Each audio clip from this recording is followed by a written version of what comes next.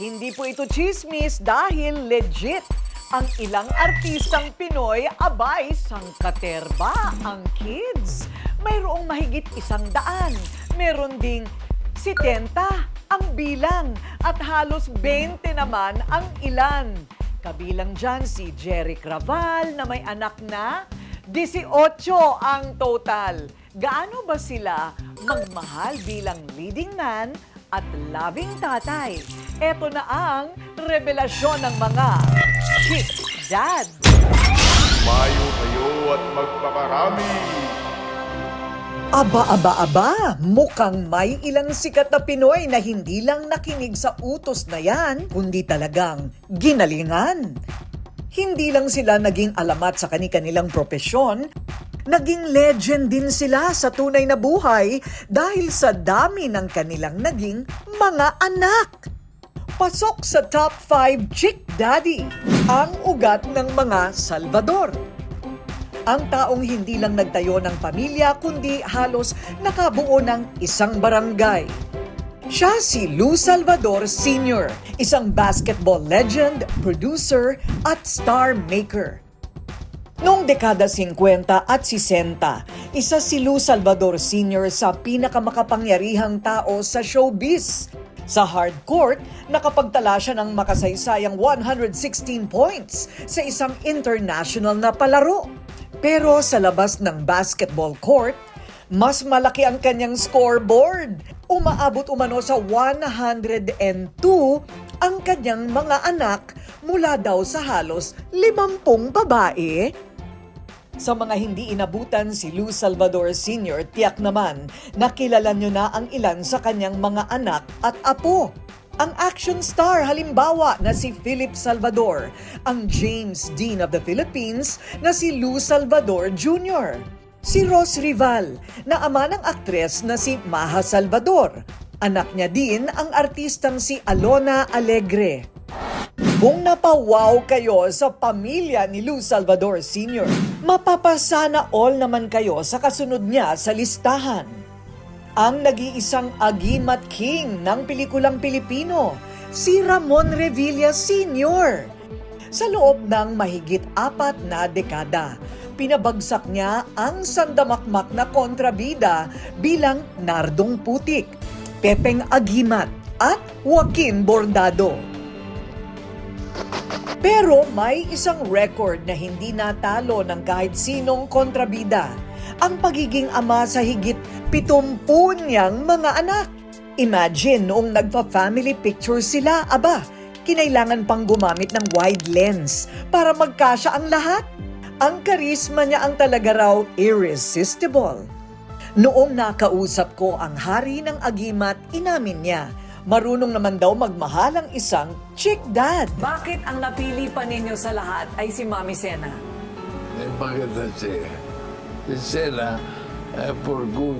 Marami rin sa kanyang mga anak at apong lalaki ang sumunod sa kanyang yapak sa showbiz at sa politika. Kabilang dyan sina Bong Revilla, Strike, Jolo at Brian Revilla. May mga anak din siyang babae na nag-artista sina Marites at Princess Revilla.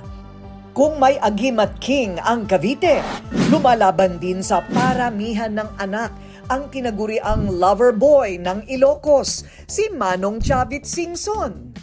Aminadong 84 na si Manong, pero young at heart pa rin daw siya. Ang dahilan, ang kanyang 20 anak na itinuturing niyang kayamanan niya.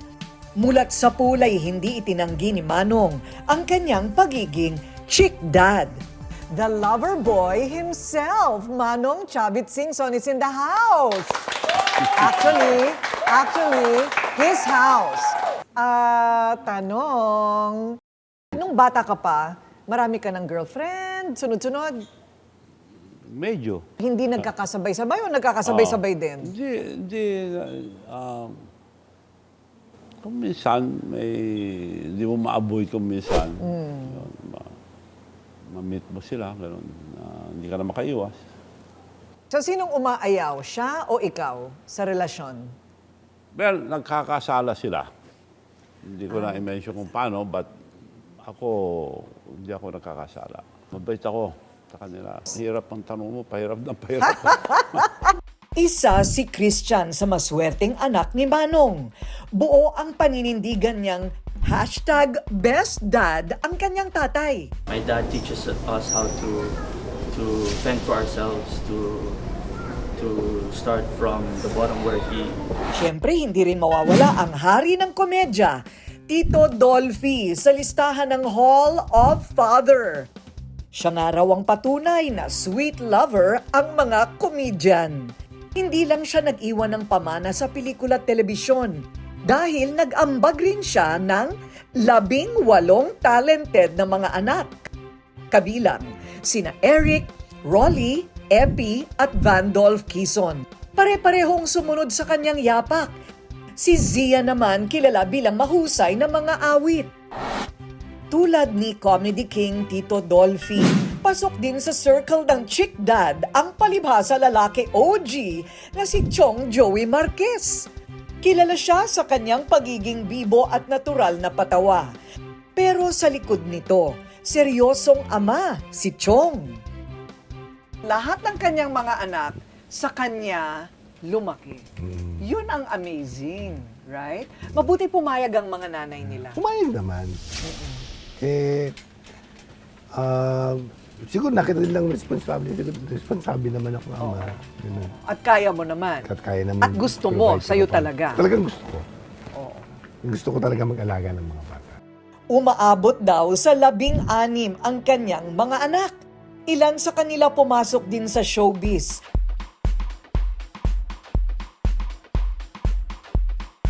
Sa dami ng kanyang mga anak, isa lang ang palagi niyang paalala. Family first. Medyo mahaba-haba pa ang listahan ng mga chick dad. Pero may isa na hindi umiiwas sa matitinding tanong. Isang action star na hanggang ngayon pinag-uusapan dahil sa kanyang karisma at kakisigan. May mga pagsisisi ba siya o proud siya sa titulong chick dad? Kapag action star ang usapan, isa agad ang pumapasok sa isip ng marami. Huwag kang makialam dito! Si Jeric Raval. Mula sa pagiging bida sa mga pelikulang puno ng tapang at aksyon, isang mas malaking papel pala ang kanyang ginampanan sa totoong buhay, ang maging ama ng 18 anak. Marami tuloy ang nagtatanong, paano niya ito kinaya? Ano ang mga aral na natutunan niya bilang ama sa likod ng makulay niyang buhay?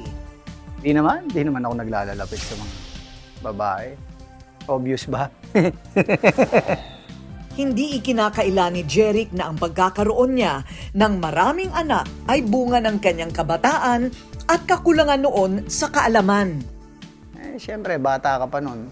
Paniwala ako nung araw pogi points. Hindi pala. Pag leading lady ko nung araw, diskarte ko, pag natutuwa ako, first day namin, first shooting day, may malaki akong bulaklak. Alalayan, siyempre. Playing gentleman. Pag mayroong maganda-gandang babae, sabi ko, hi, Jerry, gano'n. Can I call you mine? Yan, gano'n lang. Pero kaya, I'm talking of I'm talking of 90s. Noon lang po yun, noon lang po. Pinag-usapan po namin yung noon. Wala na, may retire na ako sa ganyan. Patingin-tingin na lang ako. Seriously, wala na. Pero bawat pagkakamali, masabay ay responsibilidad na buong tapang na kanyang hinarap. Marami kasi kami magkakapatid. Si tatay nung buhay pa, wala naman si tatay Nahanap ko sana yung litrato. Tatay, medyo malikot sa aparato. Tayo, matapang tayo sa ganun. Ako kasi pinaninindigan ko yung mga ganun Nakita ko kasi yan kay tatay nga. Tsaka yun ang pagpapalaki sa amin ni tatay. Kahit marami kami. Para kay Jeric, hindi biro ang bumuhay ng malaking pamilya. Nang humina ang industriya ng pelikula, kung ano-ano ng trabaho ang kanyang pinasok para matustusan ang pangangailangan ng mga anak. Para sa kanya, ang pagiging ama ay hindi lang titulo. Ito ay panghabang buhay na pananagutan. Kung sa mahirap, mahirap. Kasi dumating din sa puntong nung namatay na ang movie industry. Particular na yung mga action film. Wala kang trabaho. Hindi ka pwedeng tumigil eh. Hindi ka pwedeng huminto. Talagang hanap ka ng pagkakakitaan mo para maitaguyod mo yung mga yan. Imagine ilan yung nag-aaral na yan. Nakuha kong magtrabaho sa ibang bansa. Tapos nagtrabaho pa ako sa Senate. Lahat. Tapos pinasok ko ang buy and sell. Lahat. Hindi ko lang pinasok yung macho dancer eh. Hindi pwede. Hindi naman tayo macho. May mga pagkakataon ding siya'y napapaisip daw. Kung maibabalik man daw ang panahon, may mga bagay na gusto niyang ginawa sana ng mas maayos. Siyempre, kung may babalik ko yung panahon, hindi ko na yan paparamihin ng ganyan. Kasi pag madami kang anak, ang mangyayari, dalawang bagay lang. Pagka ikaw ay responsable, medyo mahirap. Mahirap. It's very hard life. So, hindi mo na magiging priority sarili mo. Ngayon, kung ikaw naman ay irresponsable, marami magagalit sa'yo, pati mga magulang niya. Sa kabila ng lahat, isang bagay ang ipinagmamalaki niya. Lumaki ang kanyang mga anak na may respeto, disiplina at pagmamahal. Unang-una, they know each other. Wala naman akong problema. In fact, makikita naman nila sa mga videos, sa mga vlog ng mga anak, magkakasama sila. Recently, magkakasama kami doon sa birthday ng apo ko. Nasa Angeles kami lahat. Family first. Kasi ako, my family is my life eh. Yun ako eh. Tulad ni na JK at Luskov na ngayon ay unti-unti ring sumusunod sa kanyang yapak sa industriya ng showbiz. Nakita ko po, malaki na yung pinagbago. So, palagi siya nandito. Actually, palagi naman siyang nandito kahit dati. So, pag may work lang, doon siya umaalis. So, minsan sumasama ako. Tapos po, minsan may pupuntahan kami. Hindi ko alam, makikita ko yung mga kapatid ko. Ganun ko lang pong nakikita yung mga kapatid ko parang manggugulat siya na para bang, kapatid mo yan. Ganun po niya kaming ipakilala. Pagkapatid, kadugo, para sa amin, parang automatic na dapat magkasama kami, close kami. Masaya po dahil marami pa akong kapatid. Pag may crush po ako, pinapakuha ko po kay tatay yung number, kagad open po ako pag pinagkwento ko po sa kanya. Kwento ng dalawa kahit marami silang magkakapatid, iisa ang kanilang sinasabi. Hands-on, mapagmahal at laging present si Tatay Jerry. Kaya kahit may bagong kapatid silang nakikilala, pamilya agad ang turing nila. Biro pa nga ni JK at Luskov, hindi sila magtataka kung may kapatid sila sa Luzon, Visayas at Mindanao. Anong lifetime, kahit anong dimension ng puntahan ko, siya pa rin pipiliin ko maging tatay. Kasi sobrang responsable niya, sobrang mapagmahal. Ngayon ko lang din nare-realize na through sa mga vlog ko, sa mga feedback ng mga tao, kung paano kami bilang pamilya. Yun, sobrang swerte namin sa aspeto na yun. Hanggang ngayon naman malambing, mapagmahal, at saka palagi nangangamusta. So, hanggang ngayon nagtatanong pa rin ako sa kanya minsan sa mga importanteng decision sa buhay. Hindi ko po akalain na ganun po pala kami karami po. 18. Pantay-pantay lang po. Spoiled ka ba? Oo po. Kunwari po, may gusto po akong relo, ganun po, bibilin po nila. Stricto po. Pag may nagawa ka pong talagang mali, pagsasabihan ka po. Para hindi mo na po ulitin yung nagawa mo pong mali.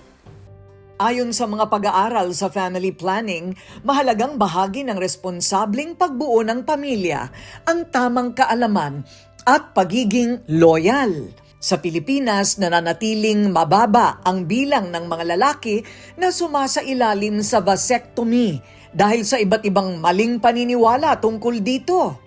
Totoo naman, the more the merrier. Pero para kay Jeric, hindi sukatan ng pagiging tunay na lalaki ang dami ng anak, kundi ang mapanindigan ng pagiging tatay. Itaguyod, iparamdam ang pagmamahal sa bawat isang anak. family man na kayo. Kung ikaw ay nakapokus ka lang sa family mo, lahat masaya. Pati ikaw, hindi ka hirap. Doble sipag kayo. Hindi biro ang may responsibilidad. Ngayong Father's Day, ang mahalaga, chick dad man o hindi, isang bagay ang dapat siguraduhin ng bawat tatay. Happy Father's Day. Love you, Terek. Happy Father's Day, Tatay Eric. Thank you sa pagiging malagayin sa amin. I love you. Ang palaging mindset, pamilya pa rin ang dapat laging inuuna.